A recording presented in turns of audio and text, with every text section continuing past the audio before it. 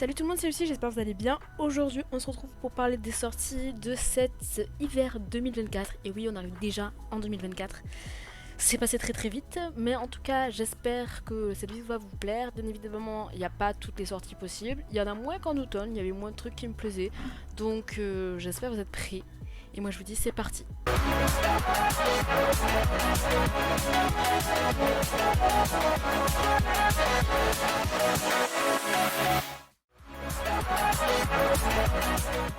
On va avoir le droit à un épisode spécial qui est issu d'une collaboration entre la série de Genshin-chan Dropkick et la ville de Takomori. Mais à la base, c'est un animé où on suit Yurin Hanazono, une Lolita excentrique qui est passionnée par la magie noire. Elle a invoqué contre toute attente une démone mi-fille, mi-serpent, Jashin-chan.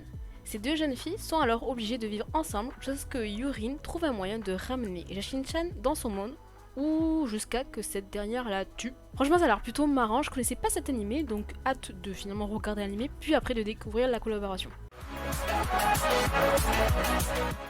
On va avoir aussi le droit à un film qui est basé sur l'univers de Space X Family, avec une histoire inédite où on va retrouver Anya, Twilight et Yor dans leur aventure accompagnés de leur toutou.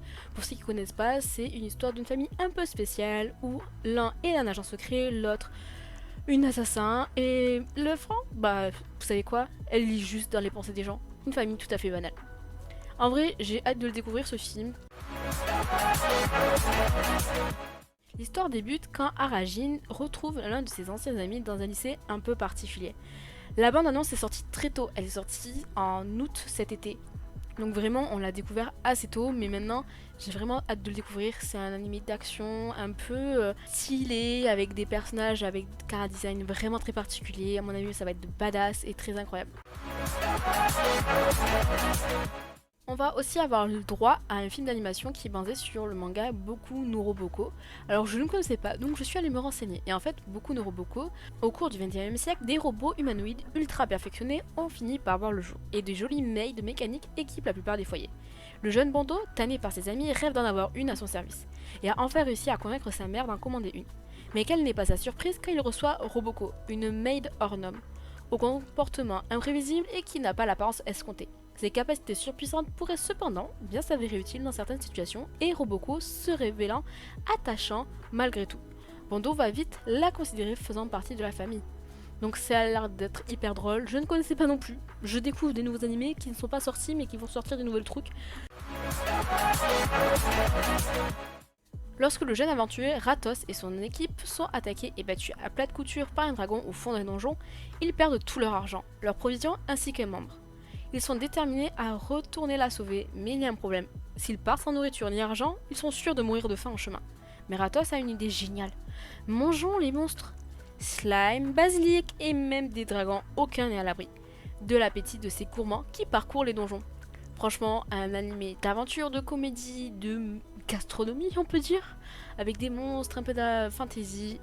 Franchement, ça a l'air hyper marrant et les personnages et l'histoire ont l'air quand même assez déroutants. En plein milieu de l'hiver, Tsubasa vient de quitter Tokyo pour s'installer à Hokkaido. Ne se rendant pas vraiment compte de la distance qui sépare les villes du pays, il descend du taxi dans la ville la plus proche de sa destination afin de pouvoir visiter les environs de sa résidence. Cependant, il est choqué d'apprendre que la prochaine ville est à 3 heures de marche. C'est aussi à ce moment-là qu'il fait la rencontre de Minami, une gale avec une jupe courte et les jambes nues alors qu'il fait -8 dehors. Alors là, je pense que ça va être un animé de romance, je pense que je ne m'aventure pas trop, et il est aussi thématisé harem, donc le gars, à mon avis, il va avoir que des belles lunettes autour de lui, je dis pourquoi pas, mais je suis pas non plus passionnée par la sortie. Hime-sama, princesse de l'armée royale et son épée sacrée, X, ont été capturés par l'armée du roi démon. Afin de connaître tous les secrets détenus par cette dernière, le bourreau de l'armée du roi démon décide de la torturer. Je ne sais pas trop quoi penser. Perso, ça a l'air vraiment très intéressant. Je ne sais pas trop si ça va être vraiment gore ou pas. Je sais pas. Entre démons, torture, comédie, oh, ça peut être vraiment cool. Ça peut changer de ce qu'on a l'habitude. On a le droit à la saison 2 de Bottom Tier. Bottom Tier, c'est quoi à la base ? On suit Tomazaki qui se considère comme étant au plus bas de la société et on ne peut pas rivaliser avec les personnes les plus basses de la société. Sa seule fierté réside dans le nom de Nanashi. celui qu'il utilise pour le jeu vidéo nommé Atafami où il détient le titre du numéro 1 japonais. Cependant, lorsqu'il rencontre la deuxième meilleure joueuse japonaise, sa position est contestée. La vie est-elle réellement le meilleur des jeux? En fait, en gros, on le suivait dans sa vie pour s'adapter au monde réel à travers le numéro 2 dans le jeu vidéo, mais le numéro 1 dans la vie. Donc vraiment, j'avais bien kiffé, donc hâte de voir cette saison 2. L'histoire se déroule dans un monde où humains et androïdes cohabitent. Mais si tout semble bien se passer en apparence, en coulisses, les choses sont très différentes. Rouge et sa partenaire Noami en savent quelque chose. Elles ont pour mission d'assassiner 9 androïdes résidant sur Mars et opposés au gouvernement. Ça a l'air vraiment très incroyable, j'en entends beaucoup de l'animation, je vais pas vous mentir.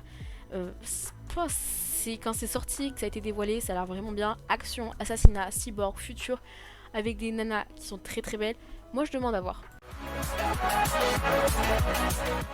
La découverte d'entrée vers une autre dimension connue sous le nom de Mato a permis de découvrir une nouvelle ressource appelée pêche. Cette dernière confère des super pouvoirs uniques aux femmes. Cependant, de dangereux monstres appelés Yomotsu Shuki errent également dans le Mato et sont depuis lors responsables de diverses catastrophes. Pour les combattre, le gouvernement a formé des escadrons anti-démons composés de femmes qui ont reçu le pouvoir des pêches. Un jour, alors qu'il rentrait à pied de l'école, un lycéen nommé Yuki se retrouve soudainement plongé dans la dimension de Mato. Acculé par une horde de monstres, il est immédiatement secouru par Kyoka, la commandante de la 7ème section de l'escadron anti-démons. Reconnaissant de son potentiel tout en ayant besoin de lui pour utiliser pleinement son pouvoir, elle demande à Yuki de rejoindre son escadron en devenant son esclave. Une position qu'il pourrait trouver plus agréable qu'il ne l'aurait pensé au départ. Ça a l'air vraiment cool, entre les monstres, les aventures, les comédies, les robots. J'ai l'impression qu'on retrouve beaucoup de robots et un peu de romance. Et ça peut être cool dans un monde un peu de magie, de chevalier et... Nous avons le droit à la saison 2 de Machel et tout simplement ça adapte l'arc de l'élu divin. Machel c'est quoi? On suit quelqu'un qui n'a zéro pouvoir dans un monde où la magie réside toutes les lois. C'est-à-dire tu n'as pas de magie, tu n'es pas digne de vivre. En règle générale, on te tue même à la naissance. Mais lui avait été recueilli par un vieux papy qui avait décidé, bah non, en fait, ça marche pas comme ça. Et il avait intégré dans une école dans le but de finir premier. Mais lui, on n'oublie pas, il n'a pas de pouvoir. Donc on continue à suivre ses aventures. Machel, c'est marrant. Je suis pas à jour sur la saison 1, mais c'est marrant. Et donc je compte regarder quand même la saison 2. Nashiko est une lycéenne résidant à Onomichi dans la préfecture de Hiroshima. Sans domicile depuis qu'elle a été expulsée de chez elle, elle se rend à l'ancien club de Mahjong, autrefois tenu par son père, mais découvre que le bâtiment est abandonné. Avec l'aide de ses amis, Pei et Izumi, elle rénove l'endroit afin d'en faire un lieu où elles pourront se retrouver, y pratiquer divers loisirs et tout simplement jouer au Mahjong. Riche, une ancienne habituée du club, se joint bientôt à elle. Alors c'est un animé tout simplement de Mahjong. Là, il y a un grand animé de Mahjong qui est connu, je ne me rappelle plus le nom, donc je pense qu'il ne le détournera pas, là ce sera vraiment un animé de niche. Pourquoi pas, mais c'est pas non plus le premier sur lequel je vais me jeter.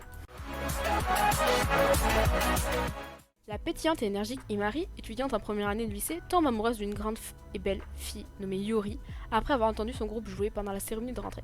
Incapable de retenir son enthousiasme, Imari décide de déclarer ses sentiments à Yori, et à la surprise d'Imari, elle lui répond qu'elle l'aime aussi. Mais lorsqu'Imari se rend compte qu'elle ne ressent pas le même amour que Yuri, elle commence à se demander ce que l'amour signifie vraiment. Un ami de romance, d'école, qui met en place une LGBT et de la musique. Franchement, je trouve ça très bien et j'ai vraiment hâte de le regarder. L'histoire débute 10 ans après le pilote de Shaman King. Anna Asakura est le fils de Yon et Anna, mais il vit avec Ryu et Tamao, qui gèrent le onsen de ses parents. Ayant hérité de Amidamaru, de son père, il rêve de pouvoir surpasser ce dernier un jour. Faut savoir que moi je n'ai pas vu du coup le prologue, donc avec Shaman King, donc hâte de découvrir. Est-ce que je regarderai le prologue? Je ne sais pas, j'ai presque envie de le regarder et après de voir ce que ça donne. Après l'autre il date de 2021, donc c'est pas non plus très vieux. On a le droit à la 3ème saison de Classroom of the Elite. Beaucoup l'attendent, je pense. Moi perso, je ne suis pas à jour sur Classroom of Elite, donc ouais, je regarderai un de ces jours. Revivre pour corriger ses erreurs, qui n'arrive pas. Élise se retrouve catapultée dans le passé, juste avant le mariage qui a fait d'elle une impératrice et pas n'importe laquelle. Une femme détestée de tous qui a marqué l'histoire par ses ignoties et son goût pour le sang. Alors là, j'en ai vraiment hâte. Quand j'ai vu la sortie, mais j'étais ravie parce que moi j'ai lu le webtoon, enfin le manga, enfin bref, le truc sur les réseaux sociaux en couleur. J'ai arrêté parce que tout simplement c'était relou, soit c'est payant, soit c'est tous les jours, mais tu lis 2 pages et après il faut attendre le lendemain. Mais du coup j'ai très hâte qu'il sorte en animé parce que Elise est un personnage très intéressant, très intriguant et leur relation amoureuse va être très intéressante. Lorsque d'étranges portails sont apparus aux 4 coins du monde, l'humanité a dû trouver une solution pour ne pas finir massacrée par les monstres qui en sortent. Dans les mêmes temps, certaines personnes ont développé des capacités. On les appelle les chasseurs. Ces combattants intrépides n'hésitent pas à foncer au cœur des donjons pour combattre les créatures qui y habitent. Shung, un chasseur de rang E, considéré comme le plus faible de tous, se rend avec une équipe dans un donjon de rang D. Cependant, lorsqu'il se retrouve piégé dans une salle avec des monstres qui ne sont pas du tout du niveau du donjon, Jin succombe. Alors qu'il pensait être mort, il se réveille à l'hôpital avec une étrange capacité, une interface virtuelle qui lui permet de devenir de plus en plus fort. Solo Leveling, c'est vraiment l'un des trucs les plus connus, un des webtoons qui est le plus connu, je vous jure, c'est vrai, je suis à jour sur la lecture et j'ai vraiment très hâte qu'il arrive. Vraiment, vraiment très hâte, ça va être une dinguerie si c'est très très bien animé. Yuki est une étudiante qui, comme beaucoup d'autres, construit son quotidien autour de ses amis, des réseaux sociaux et de ce qu'elle aime. Mais quand un jour, dans le train, elle croise un jeune homme qui voyage à travers le monde, son univers va être chamboulé. Ce dernier, bien que trilingue, ne connaît pas la langue des signes. Pourtant, très vite, il manifestera pour elle un intérêt bien particulier. Comment réagira-t-elle face à ce camarade d'université entreprenant et communicatif?